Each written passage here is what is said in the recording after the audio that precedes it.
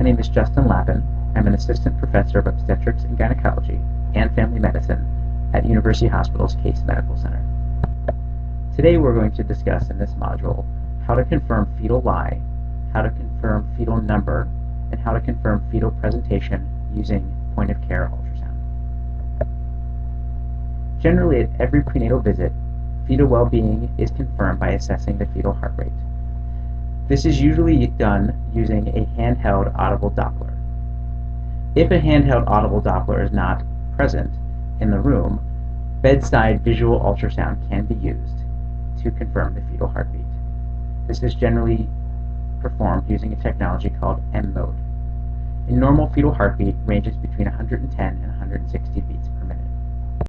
In order to identify the fetal heartbeat by M-mode Doppler, you first must start with an assessment for the fetal heart rate using the 2D ultrasound.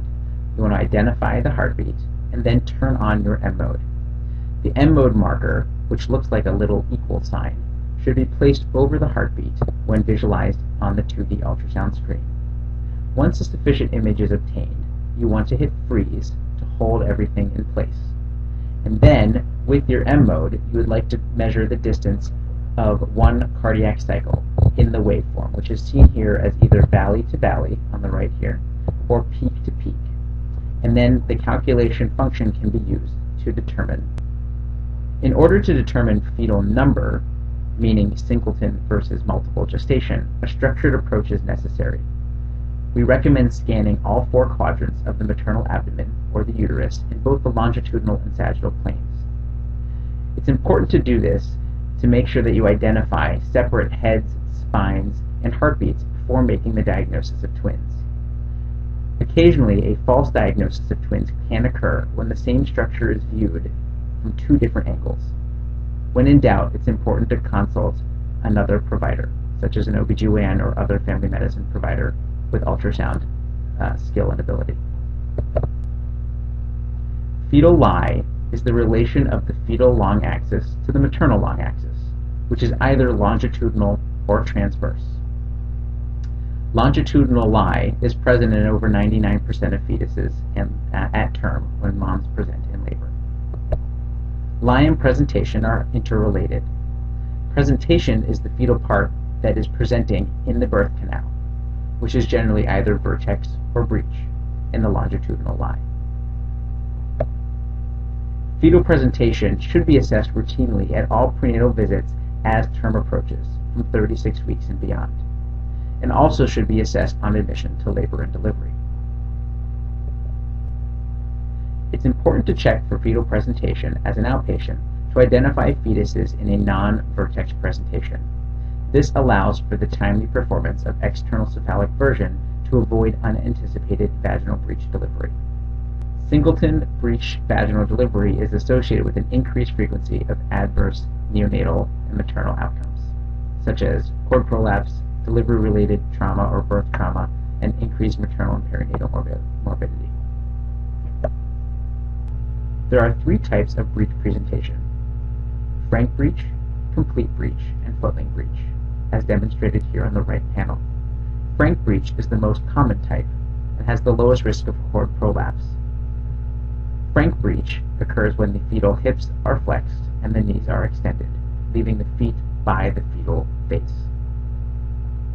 Footling breech, which has the highest risk of cord prolapse, have the feet dangling over the cervix or vagina. Breech presentation can occur throughout gestation. However, the majority of fetuses spontaneously vert to vertex presentation by 36 to 37 weeks, leaving only approximately 3% of fetuses in breech presentation at term. In the outpatient setting, identifying fetal presentation is generally performed by using Leopold maneuvers. This is the standard technique where palpation of the abdomen can help determine both the fetal lie and the fetal presenting part. However, these maneuvers are imprecise, which has been demonstrated in numerous studies. This is also very important given the obesity epidemic in obstetrics, which may highly limit the assessment of fetal presentation by Leopold. Determining fetal presentation by ultrasound is indicated when Leopold's maneuvers are indeterminate.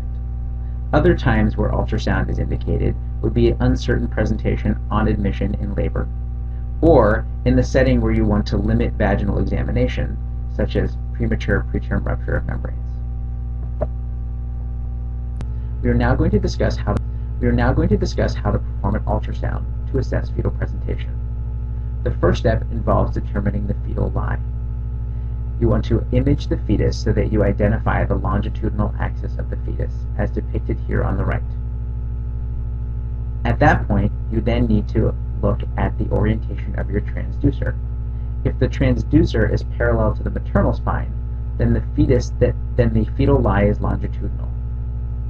At that point, the fetus can only be in vertex or breech presentation. You then want to scan over the maternal pubic symphysis to identify the fetal presenting part, whether it is the vertex or the breech. If non-vertex presentation is identified antenatally, an external cephalic version can be offered. This is a procedure where a fetus can be manually rotated from a non-vertex presentation to a vertex presentation. It carries a high degree of success and can decrease the likelihood of requiring a cesarean delivery for breech malpresentation. It is a very safe procedure and is generally performed at 37 to 38 weeks gestation. That timing is in place for two reasons. If a version is performed before 37 weeks, there's a higher likelihood that the fetus, if verted successfully, will spontaneously convert back to breech presentation. Additionally, if a version is performed too late, at 39 or 40 weeks of gestation, the presenting part may have descended too far into the maternal pelvis to allow for a successful version. Thank you for your attention today.